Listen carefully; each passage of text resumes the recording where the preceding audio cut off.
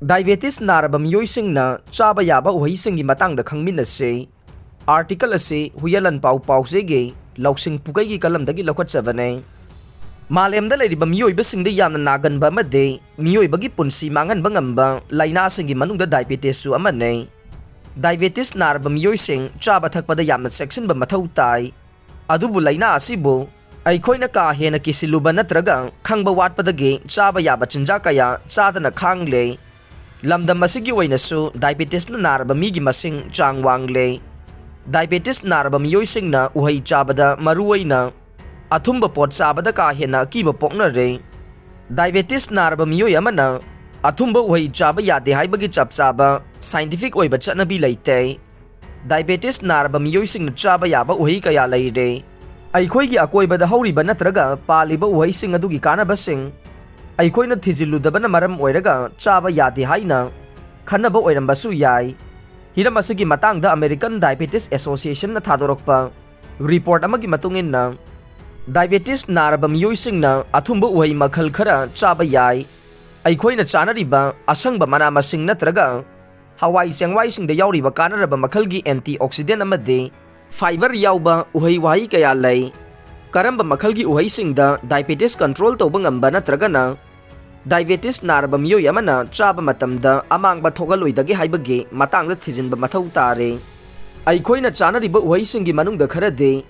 diabetes to hena mateng pangsinba oina thokle hai mahi sing diabetes naraba mioisingna sijinabada khudong chadaba ohelle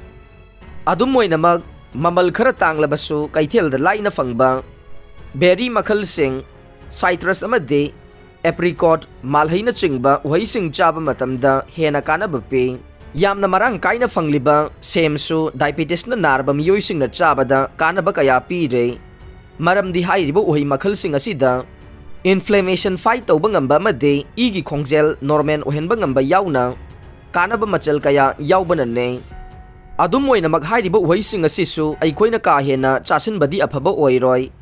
Diabetes narba mioising na khwaidagi checksin gadabade mahakna chariba chak natraga topa polam sing adugi chang ne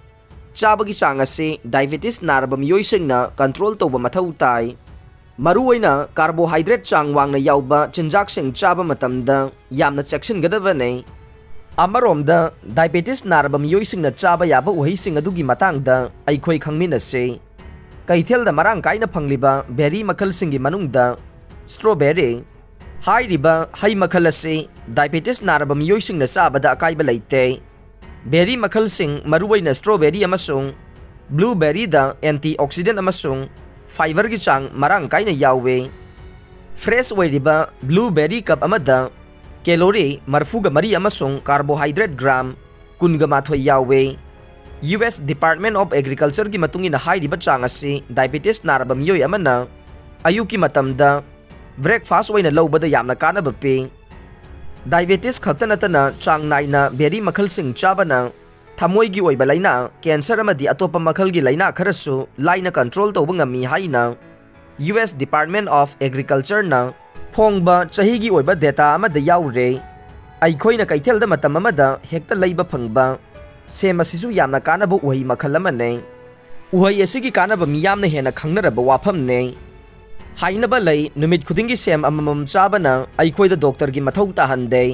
sem hairiba uhei makhalasi vitamin C chang wangna yaubu uhei ne mayai wairap chauba sem amada calorie marfu draga manga amasung carbohydrate gram kunga manga gi changda yauwe masigi mathakta hairiba uhei makhalasi da fiber gi chang su marang kaina yauwe masina maram oiraga numit khudingi sem amamam chabana diabetes control tawba ngamnabage achouba maram ama ohelle adubo aikoina sem chaba matamda maku khogloidabani maramde semgi maku da fiber amade heart protective antioxidant sing marang kaina yawi haina Harvard TH Chan School of Public Health ki report amana haire sem khakta natana komla ge mahi asisu haksangda yamna kanaba piba chinjak makhal ama oire diabetes naraba mioisingna komla mahi thakba matamda chingnaningai oide haire Article ase reliable source da yumpham oiraga phongbanai adubu masina medical professional singi pautaki mahut sinaba honabadi natte aroibada tabiriba pumnamakpu thagachari